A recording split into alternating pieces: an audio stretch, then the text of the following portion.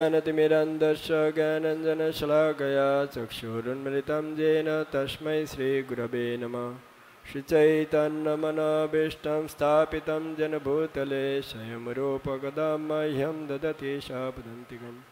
वन्देऽहं श्रीगुरो श्रीयुतपदकमलं श्रीगुरुन् वैष्णवांश्च श्रीरूपं साग्रजातं सगुणरघुनाथान्वितं तं सजीवम् साद्वैतं सावधूतं परिजनसहितं कृष्णचैतन्यदेवं श्रीराधाकृष्णपादान् सगुणललिता श्रीविशाखान्वितं च।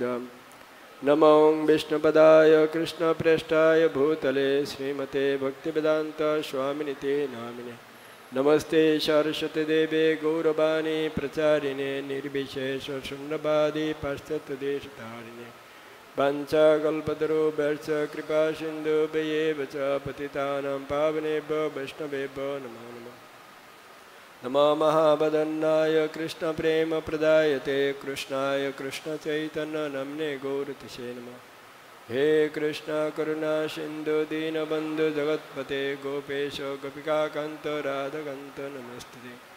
तप्त कांचन गौरांगी राधे वृंदावनेश्वरी वृषभानुसुते देवी प्रणमामि हरिप्रिय।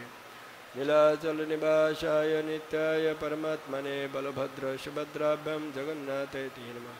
वृंदाय तुलसीदेवाय प्रियाय केशवस्य च विष्णुभक्ति प्रददेवी सत्यवत्यै नमो नमः। जय श्री कृष्ण चैतन्य प्रभु नित्यानंद श्री अद्वैत गदाधर शिवसदि गौरभक्तवृंद। हरे कृष्णा कृष्णा कृष्णा हरे हरे हरे राम राम राम हरे हरे। ओम नमः भगवते वासुदेवाय। ओम नमः भगवते वासुदेवाय। ओम नमः भगवते वासुदेवाय। मुखं करोति वाचालं पंगुल्लंघयति गिरिं यत्कृपातमहं वन्दे श्रीगुरुदीनतारिणं परमानन्दमाधवं श्रीचैतन्येश्वरं। नमो विष्णुपदाय कृष्णप्रेष्ठाय श्रीमते जयपताकास्वामिनिति नामिने। नमः आचार्यपादाय निताय कृपाप्रदायिने गौरकथाधामोदाय गुरुग्रन्थकारिणे।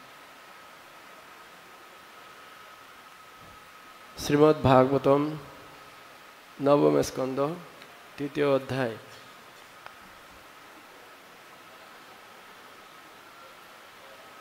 সুকন্যা এবং চ্যবন মুনির কাহিনী আমরা শ্রবণ করছি। ইতিমধ্যে 16 শ্লোক পর্যন্ত হয়ে গেছে। আজকে সপ্তদশ থেকে 20 শ্লোক পর্যন্ত আমরা আলোচনা করব। বোর্ডে 20 নম্বর শ্লোক লেখা আছে, তার আগে 17 থেকে 19 নম্বর শ্লোক এবং অনুবাদ আমি অধ্যয়ন করার চেষ্টা করছি। দর্শয়িতা পতিম তস্যৈ পতিব্রতেন তোষিতৌ ঋষিমা মন্ত্র যজুতো বিমানেন ত্রিবিষ্টপম। তো এখানে বর্ণনা করা হচ্ছে অশ্বিনী কুমারদ্বয় সুকন্যার পাতিব্রত ধর্ম দর্শন করে তার প্রতি বিশেষ প্রীত হয়েছিলেন এবং তার পতিকে দেখিয়ে দিয়ে ও চ্যবনমণির অনুমতি নিয়ে তারা তাদের বিমানে স্বর্গলোকে ফিরে গিয়েছিলেন।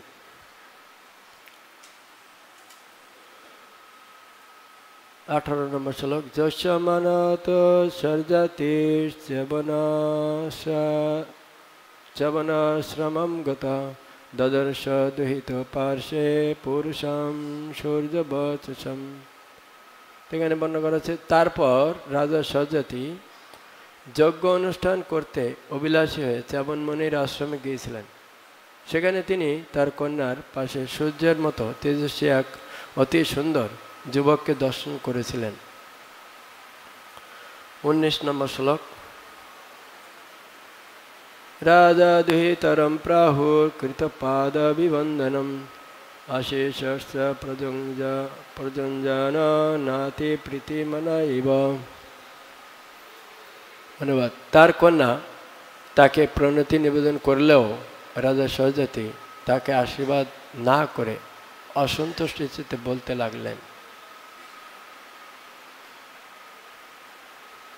বিংশতি শ্লোক বোর্ডে লেখা আছে, আপনারা সবাই বলার চেষ্টা করবেন। চিকীর্ষিতম তে কিমিদম পতিস্তয়া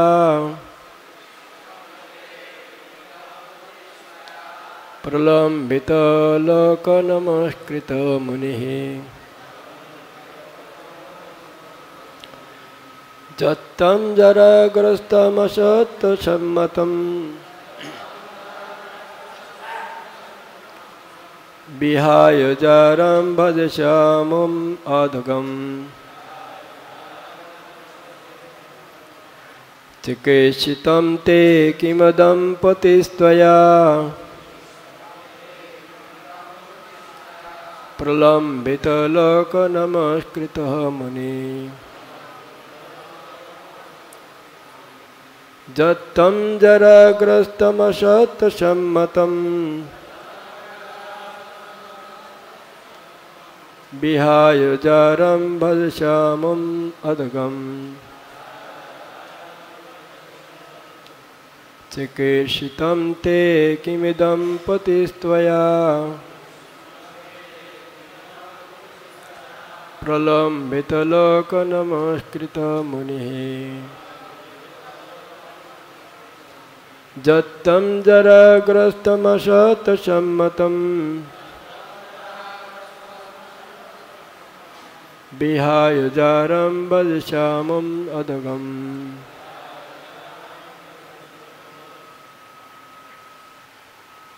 আপনারা বলার চেষ্টা করবেন। চিকীর্ষিতম তে কিমিদম পতিস্ত্বয়া প্রলম্বিত লোক নমস্কৃত মুনিঃ যত্তম জরাগ্রস্তমসৎ সম্মতম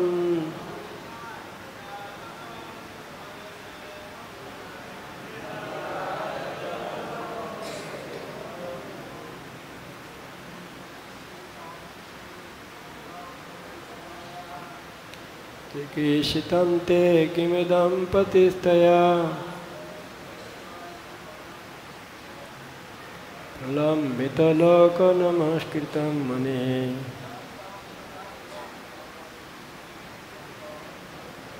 যত্তম জরাগ্রস্তমসৎ সম্মতম বিহায় জারম ভজশ্যামম অধগম। মাতাজি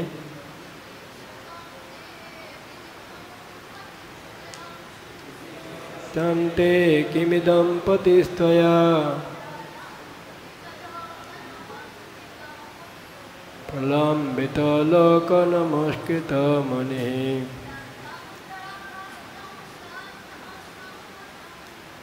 যত্তম জরাগ্রস্তমসৎ সম্মতম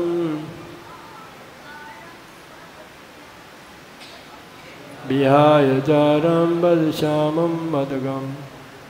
অনুবাদ শিল প্রভুপাদকৃত অনুবাদ এবং তাৎপর্য এই শ্লোকের।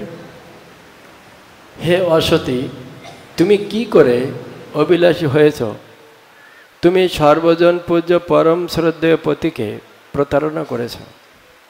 যেহেতু তিনি বৃদ্ধ এবং জরাগ্রস্ত, তাই তুমি অপ্রিয় পতিকে পরিত্যাগ করে এই যুবকটিকে উপপতি রূপে বরণ করেছ, যে ঠিক একটি পথের ভিক্ষুকের মতো। শিল প্রভুপাদের তাৎপর্য। সরজাতি এই উক্তিটি বৈদিক সংস্কৃতির মূল্য প্রদর্শন করে। ঘটনাচক্রে সুকন্যার এমন এক পতির সঙ্গে বিবাহ হয়েছিল যিনি ছিলেন অতি বৃদ্ধ। যেহেতু চ্যাবনমণি ছিলেন জরাগ্রস্ত এবং অতি বৃদ্ধ, তাই তিনি অবশ্যই রাজা সরজাতির সুন্দরী কন্যার উপযুক্ত ছিলেন না। কিন্তু তা সত্ত্বেও তার পিতা চেয়েছিলেন সুকন্যা যেন তার পতির অনুগত হয়।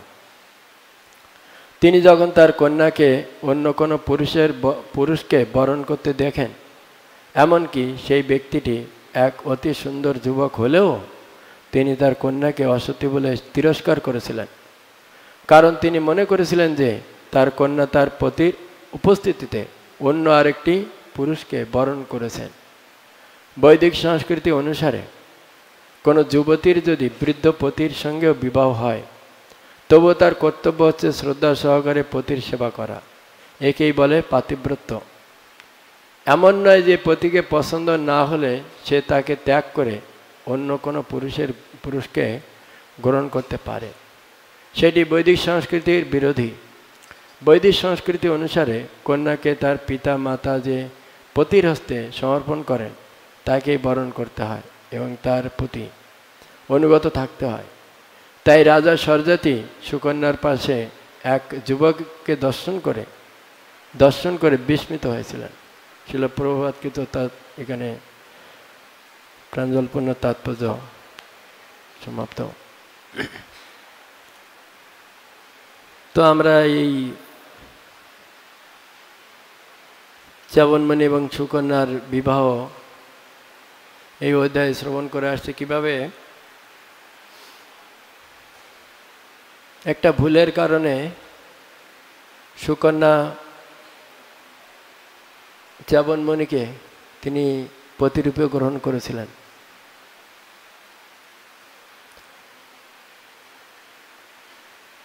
এবং তিনি চ্যবনমণিকে বর্ণনা করা হয়েছে, এর আগে আপনারা দেখেছেন যে চ্যবনমণি কীরকম ছিল। ওনার পিতার সমান বয়সে না, দাদুর মতো বয়সে। এমনকি প্রভুপাদ ব্যাখ্যা করছেন যে দাদুর মতো কি, অশ্বিনী কুমার দয় যখন এসেছিল তার কাছে চ্যবনমণি যখন সুন্দর যৌবন বাসনা করেছিল, কামনা করেছিল, তখন তারা অশ্বিনী কুমারদ্বয় তাকে যৌবন প্রদান করার জন্য সরোবরে স্নান করার জন্য উপদেশ দিয়েছিল, কিন্তু সেইটুকু যাওয়ার মতো ক্ষমতা তার ছিল না। দুইজন তাকে ধরে নিয়ে সরোবরে অশ্বিনী কুমারদ্বয় এবং তিনি চ্যবনমণি তিনজন একসঙ্গে ডুব দিয়ে এসছে। কতটা বিরুদ্ধ ছিল এখানে চিন্তা করার বিষয়, কতটা বিরুদ্ধ ছিল। তাকে একজন রাজকন্যা এবং যুবতী তিনি প্রতিরূপে গ্রহণ করেছেন। অ্যাকচুয়ালি চ্যবনমণি তিনি এই যৌবন বাসনা করেছিল, যেহেতু সুকন্যা ছিল রাজকন্যা এবং তিনি ছিলেন যুবতী, তো তাকে সন্তুষ্ট করার জন্য তিনি বাসনা করেছিলেন, অন্য কোনো কারণ ছিল না। আর কেন করেছিলেন তিনি? কারণ সুকন্যা তার পতির প্রতি যে অগাধ শ্রদ্ধা ছিল, অচল শ্রদ্ধা ছিল, আর অটল সেবা ছিল তার প্রতি সন্তুষ্ট হয়ে তিনি চেয়েছিলেন। এরকম একজন বৃদ্ধ পতিকে তিনি এমনভাবে সেবা করেছিলেন যে তার প্রতি সন্তুষ্ট হয়েছিল। সেই জন্য তিনি তাকে তার মনোবাসনা পূর্ণ করার জন্য তিনি যৌবন প্রার্থনা করেছিলেন অশ্বিনী কুমারদ্বয়ের কাছে, অন্য কোনো কারণ ছিল না। যাই হোক, এখানে এই শ্লোকে যখন আমরা দেখতে পাচ্ছি যে যখন অশ্বিনী কুমারদ্বয় এবং চ্যবনমণি সরোবর থেকে উঠে আসার পরে তিনজনের রূপ এক সমান। সুকন্যা বুঝতে পারছে না কে তার পতি, কিন্তু পাতিব্রত ধর্মের কারণে তিনি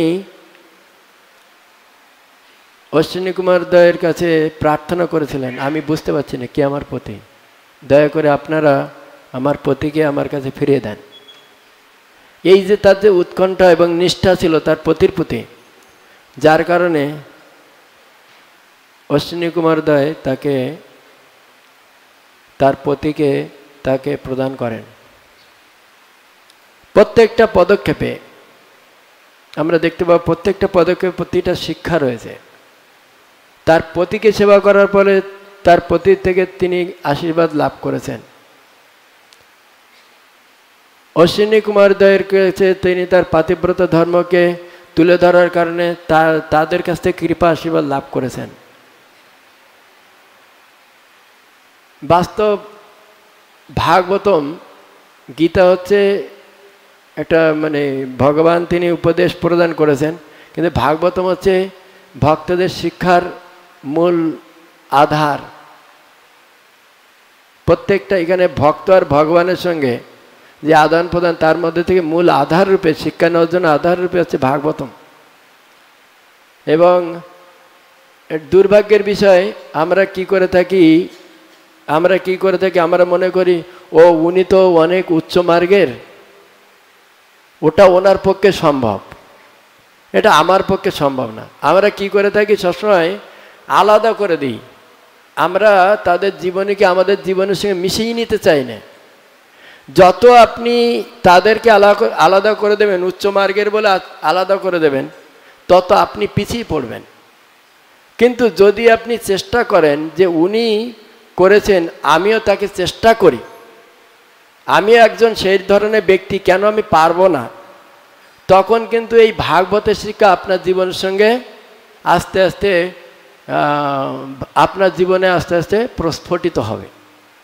কিন্তু যদি আপনি এটাকে উনি উচ্চ মার্গের, ওনার পক্ষে সম্ভব, এটা ভাগবতের কাহিনী, এটা এরকম, ওটা ওই রকম, এইভাবে যদি আপনি এটাকে নেগলিজেন্সি করতে থাকেন, আপনি কোনোদিন এই স্তরে উন্নীত হতে পারবেন না। এখানে যে সুকন্যা যে জীবনী এখানে তুলে ধরা হচ্ছে, তার উদ্দেশ্য হচ্ছে যে জগতের হচ্ছে সমস্ত মায়েদেরকে এই শিক্ষা প্রদান করছে সুকন্যার মাধ্যম দিয়ে, যেটাকে আমরা আমাদের জীবনে ব্যবহার করে সেই স্তরে আমরা উন্নত হতে পারি, সেই শিক্ষাজ্ঞান প্রদান করছে। এবং এখানে আমরা দেখতে পাচ্ছি যে তার পিতা, সুকন্যার পিতা, যখন এই 18 নম্বর শ্লোকে, 19 নম্বর শ্লোকে, 20 নম্বর শ্লোকে একজন আদর্শ গুরুজন, পিতা মাতা, তাদের চরিত্র, তাদের ব্যবহার কীরকম হওয়া উচিত সেটাও এখানে তুলে ধরছেন। হ্যাঁ, এখানে যখন সরজাতি আসলেন, যখন অশ্বিনী কুমার দ্বয় তার পতিকে তার কাছে ফিরিয়ে দিয়ে চলে গেলেন স্বর্গে, তারপরে তার পিতা এসছেন সরজাতি, আসার পরে তিনি কি দেখছেন, তার কন্যার পাশে একজন সুন্দর যুবক বসে আছে এবং তার কন্যা তার পাশে বসে আছে। সাধারণ বর্তমান যুগ অনুসারে বর্তমান যুগের মানুষ কি ভাববে, দেখে আনন্দিত হবে। কেন? তার একজন বৃদ্ধ পতি ছিল, তার থেকে সে একজন যুবক পতি পেয়েছে, সেই জন্য সে আনন্দ পাবে বর্তমান পিতা বা গুরুজনরা। কিন্তু এখানে তিরস্কার করছে, বলছে 19 নম্বর শ্লোকে, তার কন্যা তাকে প্রণতি নিবেদন করলেও রাজা সরজাতি তাকে আশীর্বাদ না করে অসন্তুষ্ট চিত্তে বলতে লাগলেন। তার কন্যা তাকে প্রণাম করে সেখানে পিতা তাকে আশীর্বাদ দেবে, সেখানে কি হচ্ছে, তিনি অসন্তুষ্ট হয়েছেন তার প্রতি। এর থেকে বড় শিক্ষার বিষয়, আজকের জগতের পরিস্থিতি আমরা দেখতে পাই, এর সঙ্গে মিলাতে পারি শাস্ত্রের যে দৃষ্টান্ত, শাস্ত্রের যে সিদ্ধান্ত বর্তমান সমাজের সঙ্গে কতটা মিল, মানে অপোজিট দিকে আর পজিটিভ দিক দিয়ে। এখানে দেখা যাচ্ছে যে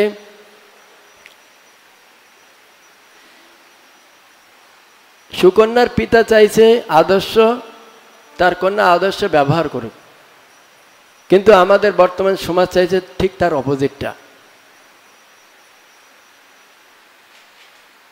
আমরা যদি আমাদের সমাজের দিকে তাকিয়ে দেখি, দেখতে পাবো যে কতগুলো জায়গাতে আমাদের মানে গলত শিক্ষা দেওয়া হচ্ছে। শ্রী রাধা মাধব গোবিন্দ কি যায়, কিভাবে গলত মানে ভুল শিক্ষা দেওয়া হচ্ছে। আগেরকার বৈদিক সিদ্ধান্ত অনুসারে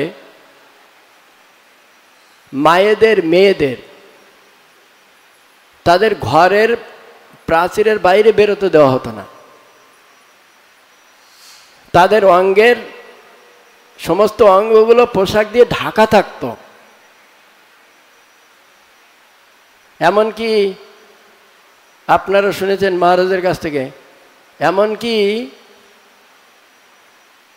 গুরুজনরা কোনো বাড়ির স্ত্রীকে, বউকে, গুরুজন ব্যক্তিরা তার মুখ পর্যন্ত দর্শন করতে পারতো না, এতটা ঘোমটা দিয়ে টানা থাকতো, দর্শন করতে পারতো না। এখনো গ্রাম অঞ্চলে কিছু কিছু জায়গাতে আছে। এই যে সম্মান, তা বর্তমান সমাজে কতটা ঘাটতি হয়ে গেছে তা আমরা বুঝতে পারি। এখন মানে বলতে গেলেও লজ্জা লাগে, বলতে গেলেও লজ্জা লাগে। আপনি যাবেন স্কুল কলেজ, স্কুল কলেজে ছেলেদের পোশাক কিন্তু ফুল হাতা প্যান্ট জামা, কিন্তু মেয়েদের হাফ। কি শিক্ষা! অথচ তারা চিল্লাচ্ছে, সমাজে তারা চিল্লাচ্ছে নারীদেরকে, নারীদের সম্মানকে রক্ষা করার জন্য। এটা সেই বাংলা একটা প্রবাদের মতো না, চোরকে চুরি করতে বলা আর আছে কি, চোরকে চুরি করতে বলছে আর আছে গৃহস্থকে সাবধান হতে বলছে। এটা পাগলা মনে একটা, চোরকে চুরি করতে বলা হচ্ছে আর গৃহস্থকে সাবধান হতে বলা হচ্ছে। সমাজ ব্যবস্থায় এমনভাবে তুলে ধরা হয়েছে যে কি স্বাভাবিকভাবে এটা হচ্ছে। পরে চিল্লালে কি হবে, কি করে সেটাকে সংশোধন করা যাবে? সম্ভব না।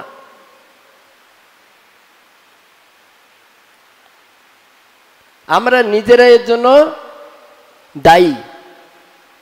এর মূল কারণ কিন্তু আমরা। আজকে আদর্শ পিতা হিসেবে সুকন্যার পিতা কি বলছেন এখানে? আমরা কি করছি এখানে? ঠিক উল্টোটা করছি।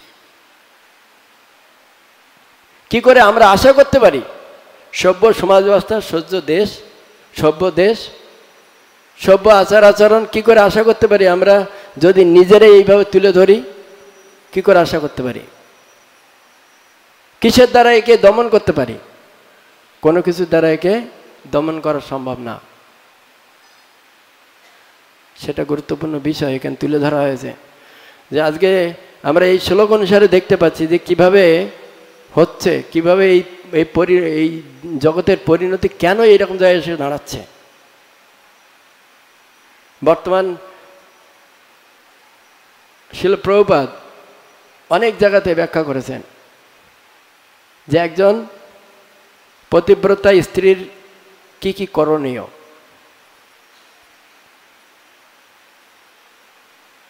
এখন তার সঙ্গে কোনো মিল নেই, জগতে ভুরি ভুরি হচ্ছে। অনাচারের জন্য সবাই সুখী থেকে দুঃখী হচ্ছে বেশি, কারণ তার সেই সুন্দর শিক্ষা ব্যবস্থা নেই। আজকে কর্দমণি দেবতীর যে কাহিনী, সেখান থেকে আমরা দেখতে পাই, সেখানে শিল প্রভুপাদ তুলে ধরেছেন যে দাম্পত্য জীবন সুখী হয় গুরুজনের আশীর্বাদের ফলে, গুরুজন ভগবানের কৃপা আশীর্বাদের ফলে সম্ভব, তাছাড়া সম্ভব না। কিন্তু আজকে জগতে সেটা সম্পূর্ণরূপে নষ্ট হচ্ছে। কেন নষ্ট হচ্ছে? কারণ একজন ছেলে একজন মেয়ে সঠিক আচার আচরণ করছে না, গুরুজনদেরকে সম্মান প্রদান করছে না, যথেচ্ছাচারী ব্যবহার করছে। তার ফলস্বরূপ গুরুজনের আশীর্বাদ থেকে তার বঞ্চিত হচ্ছে, ভগবানের আশীর্বাদ থেকে তারা বঞ্চিত হচ্ছে। আর তার ফল কি হচ্ছে? এখান থেকে 20 বছর আগেও কোর্টে ডিভোর্সের কেস যেত না। যথেচ্ছাচার মেলামেশা, যথেচ্ছাচার আচরণের জন্য আজকে সারা জগতে কোর্টের সবথেকে বড় কেস হয়ে দাঁড়িয়েছে ডিভোর্স। বেশি সংখ্যা 90% কেস হচ্ছে ডিভোর্স। কেন? এই অনৈতিক আচরণের জন্য। শিক্ষা ব্যবস্থা অনৈতিক, অনুন্নত শিক্ষা ব্যবস্থার জন্য। শিল প্রভুপাদ বৈদিক ভাবধারাকে কেন্দ্র করে তিনি 4র্থ স্কন্ধে, 3য় স্কন্ধে তিনি বর্ণনা করছেন আদর্শ জীবনযাত্রা শুরু হয় ছোট থেকে। ছোটবেলা থেকে তাদের আদর্শ শিক্ষা তৈরি করতে হয়। ছেলেদেরকে গুরুকুলে, মেয়েদেরকে আলাদা করে শিক্ষা দেওয়ার মাধ্যমে তাদের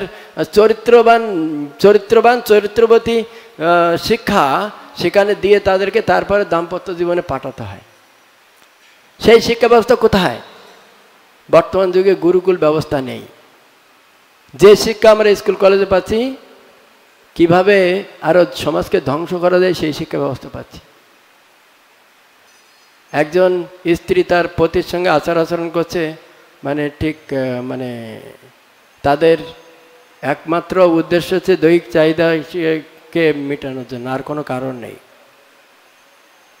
কিন্তু সুকন্যার জীবনী আমরা অনেকের জীবনী দেখতে পাবো।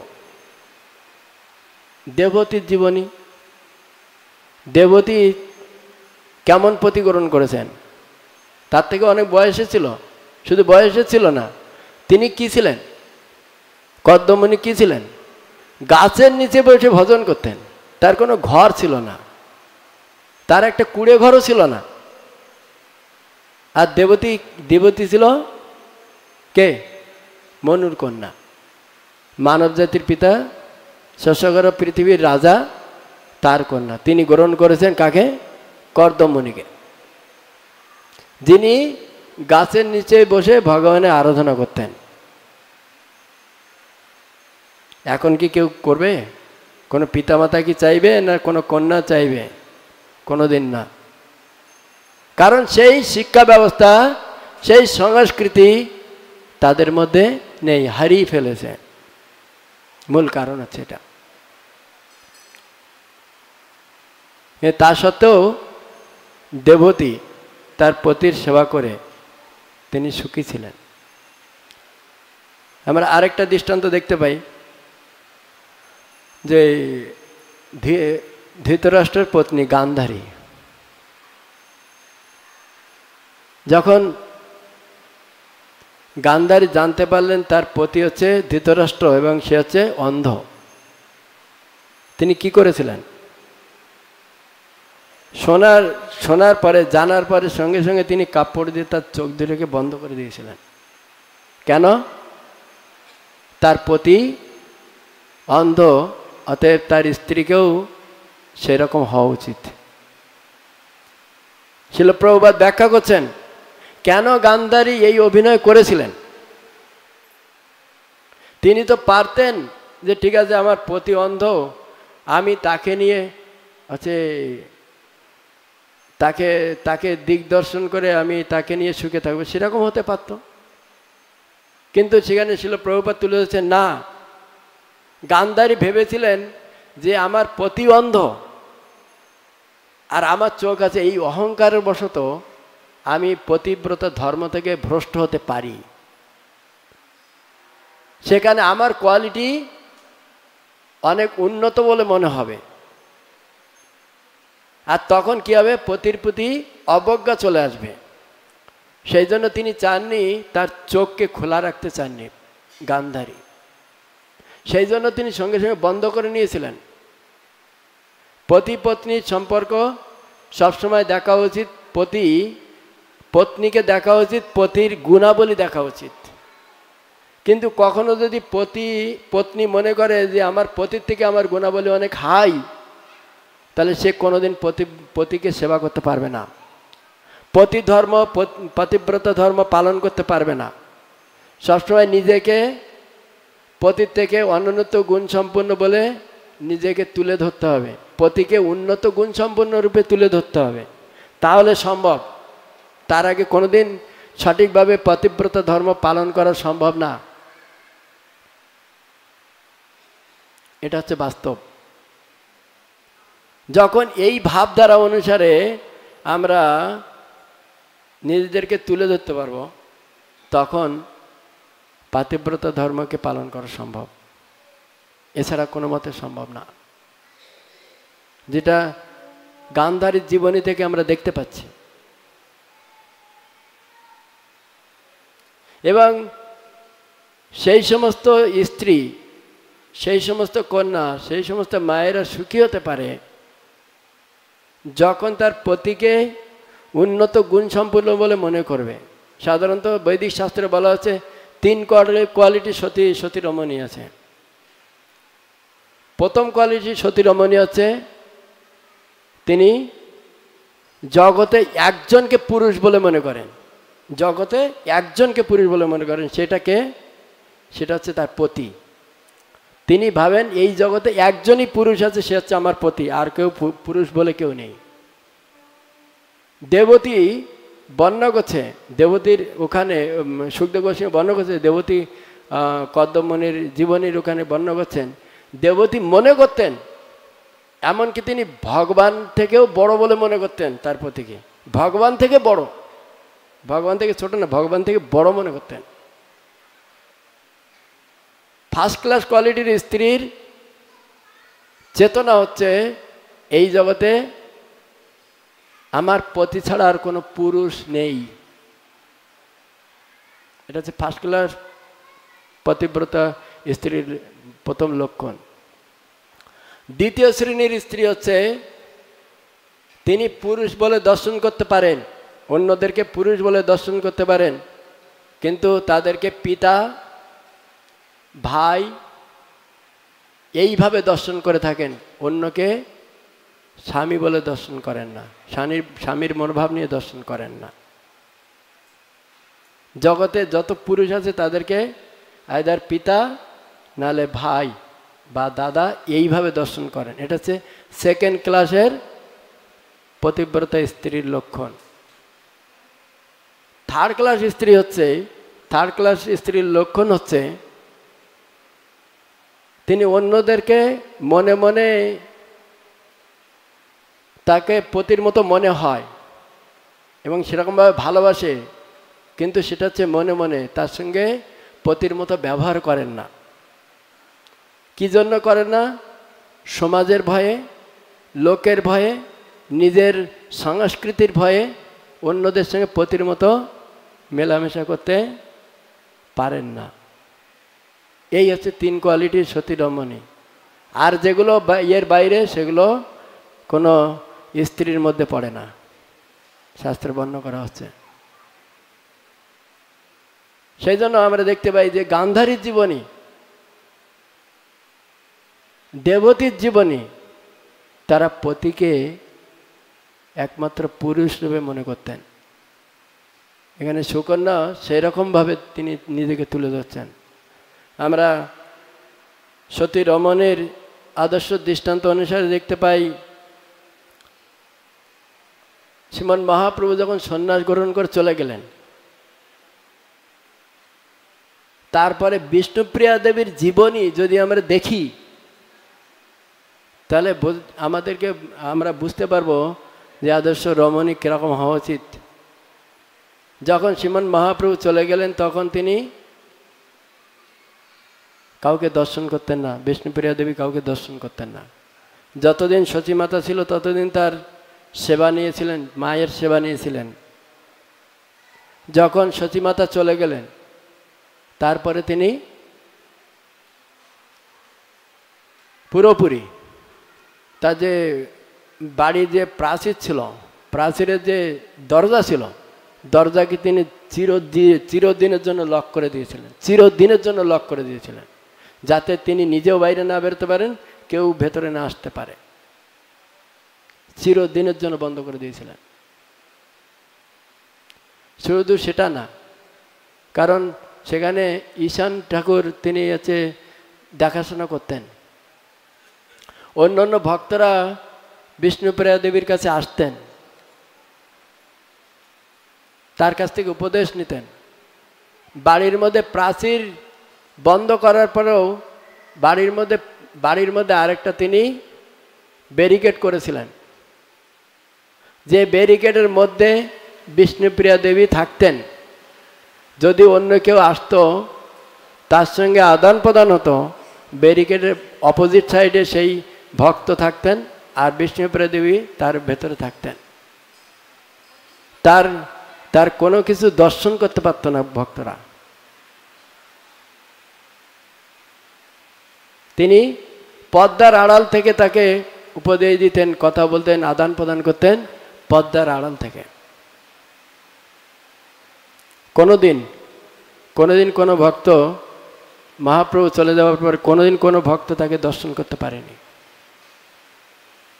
এ হচ্ছে আদর্শ, এটা হচ্ছে আদর্শ। এবং তিনি শেষ জীবনে যেভাবে জীবন নির্বাহ করেছেন আমরা দেখি, বিষ্ণুপ্রিয়া দেবী এইভাবে তিনি মানে সবার সঙ্গে ব্যবহার করতেন, সর্বক্ষণ হরিনাম জপ কীর্তন নিয়ে থাকতেন। বলা হয়েছে তিনি যখন সারাদিন বসে হরিনাম জপ করতেন আর একটা করে চাল রাখতেন, সেটা যখন তার 3 প্রহর সংকীর্তন করার জপ করার পরে যে চালটা হতো সেটা তিনি রান্না করতেন, করার পরে সেটা মহাপ্রভুকে নিবেদন করতেন, করার পরে তিনি তার কিছু অংশ তিনি গ্রহণ করতেন, বাকিটা তিনি ঈশান ঠাকুরের জন্য রাখতেন। এটা হচ্ছে বিষ্ণুপ্রিয়া দেবীর জীবনী। তো আমরা দেখতে পাই প্রত্যেকের ক্ষেত্রে আদর্শ পতিব্রতা স্ত্রী, আদর্শ গুরুজন কীরকম হওয়া উচিত, এখানে সুকন্যার পিতা স্বরজাতি তাকে তিরস্কার করছে। কিন্তু বর্তমান সমাজে যদি এরকম কোনো ঘটনা ঘটে, এরকম কোনো ঘটনা না, আমরা দেখতে পাই খুব সাধারণ জিনিস, পতির সঙ্গে একটু মনোমালিন্য হলো, পিতা তার কন্যাকে সাপোর্ট করে, তুই ঠিক করেছিস, চলে আয়, ওখানে থাকতে হবে না। হামেশা হচ্ছে, হামেশা হচ্ছে এটা। কেন? আরে গুরুজনরা তাকে সাপোর্ট করছে না, কোথায় থেকে আসবে এই শিক্ষা? আগেরকার দিনে যে ভাবধারা আমরা আমাদের চোখের সামনে দেখে এসেছি, এখান থেকে 30 বছর 35 বছর আগে যে ভাবধারা দেখে এসেছি, 20 বছর আগে যা দেখেছি তার ঠিক অপোজিট, উল্টোটা দাঁড়িয়ে গেছে সমাজে। যত কিছু হোক না, গুরুজনরা তাকে তার কন্যাকে সাপোর্ট দিত যে এ হচ্ছে তোমার পতি, মানে এ হচ্ছে ভগবান, তোমাকে যে কিছু হোক না কেন এর সঙ্গে তোমাকে থাকতে হবে। বর্তমান সমাজে ঠিক অপোজিটটা, আমরা তাকে সাপোর্ট করি ওখান থেকে বেরিয়ে আসার জন্য।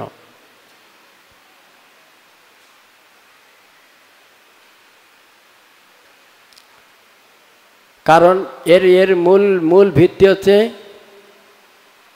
না গুরুজনদের সেই শিক্ষা বা সেই জ্ঞান, সেই বুদ্ধি, সেই বোধ শক্তি আছে, না কোনো মায়েদের বা স্ত্রীদের সেই শিক্ষা আছে। মূল ভিত্তি হচ্ছে জীবনে সুখী হওয়া যায় তখনই যখন বৈদিক শাস্ত্রের সিদ্ধান্তের উপরে আমরা নির্ভর করে জীবনযাপন করি, তখন আমরা সুখী হতে পারি। সেটা একটা অযুক্তিযুক্ত পরিস্থিতি হলেও সুখী হতে পারি যদি আমরা বৈদিক শাস্ত্রকে আধার করে নিই। আর তা বাস্তবে এই যে জীবনীতে দেখা যাচ্ছে, সুকন্যা জীবনীতে আমরা পরবর্তীতে দেখতে পাবো, দেবতী জীবনীতে আমরা দেখতে পাচ্ছি, পরবর্তীতে তাদের এইটা একটা অপোজিট পরিস্থিতিকে গ্রহণ করার পরেও কীভাবে তারা সুখী হয়েছে। কারণ সেখানে কি থাকে? সেখানে আশীর্বাদ থাকে, ভগবানের কৃপা থাকে, আশীর্বাদ থাকে, গুরুজনের কৃপা আশীর্বাদ থাকে। আর সেজন্য এটা সম্ভব, তাছাড়া অন্য কোনোভাবে সম্ভব না। তো মূল ভিত্তি হচ্ছে এই যে সমস্ত শিক্ষা ভাগবতমে তুলে ধরা হচ্ছে, এই প্রত্যেকটা শিক্ষাকে আমরা আমাদের প্রত্যেকের জীবনের জন্য গুরুত্বপূর্ণ, এবং প্রত্যেকটা বিষয়কে আমাদেরকে চিন্তা করা উচিত যে এই কাহিনী থেকে আমি কি শিক্ষা নেব, কিভাবে এটাকে আমি আমার জীবনে ব্যবহার করব। যখন আমরা এইভাবে এই ভাগবতের শিক্ষাকে নিজের জীবনের সঙ্গে তুলে ধরার চেষ্টা করব, পালন করার চেষ্টা করব, তখন আমরা সুখী হতে পারবো, তখন কেবল আমরা আনন্দ পেতে পারবো, এছাড়া অন্য কোনোভাবে সম্ভব না। সেটা হচ্ছে মানব জীবনের সুখী, আনন্দ এবং ভগবত কৃপা লাভ করার মূল ভিত্তি। এই অনুসারে আমাদেরকে শিক্ষা নিয়ে এগিয়ে যেতে হবে, যেটা শিল প্রভুপাদ সব জায়গাতে বর্ণনা করছেন যে আদর্শ শিক্ষা ছোটবেলা থেকে দেওয়া উচিত, নেওয়া উচিত। সেই জন্য প্রহ্লাদ মহারাজ বলছেন কৌমারম আচারত প্রাজ্ঞ, ছোটবেলা থেকে এই শিক্ষাকে জীবনে ব্যবহার করা, তুলে ধরা, নেওয়া, তখনই সম্ভব, তার আগে সম্ভব না, সুখী হতে পারা যাবে না। যতদিন আমরা মানে এটাকে না গ্রহণ করব, ততদিন আমরা দিনে দিনে আরও বেশি অশান্তি এবং অসুখী আমরা জীবনযাপন করতে শুরু করব, যেটা এখন বর্তমান সমাজে হচ্ছে। দিনের পর দিন জগতের পরিস্থিতি খারাপ হতে যাচ্ছে। এর মূল কারণ হচ্ছে যত মানুষ বৈদিক সংস্কৃতি থেকে পিছিয়ে যাচ্ছে, তত বেশি মানুষ দুঃখের দিকে চলে যাচ্ছে, আর যেতে হবে। সেই জন্য সবার কাছে অনুরোধ ছিল, প্রভুপাদ যে ভাবধারা নিয়ে তিনি তুলে ধরেছেন, ছিল সুখদেব গোস্বামী যে ভাবধারা নিয়ে তুলে ধরেছেন, সেই ভাবধারাকে আমাদের জীবনে গ্রহণ করে সুখী এবং আনন্দময় জীবন লাভ করুন। হরে কৃষ্ণ কৃষ্ণ কৃষ্ণ হরে হরে, হরে রাম রাম রাম হরে হরে। তো এখন গুরু মহারাজের জন্য পূজা হবে। যদি কারো কোনো কিছু জানার থাকে আমাকে পার্সোনাল জিজ্ঞাসা করতে পারেন। এখন কোনো প্রশ্ন উত্তর নিচ্ছি না। হরে কৃষ্ণ।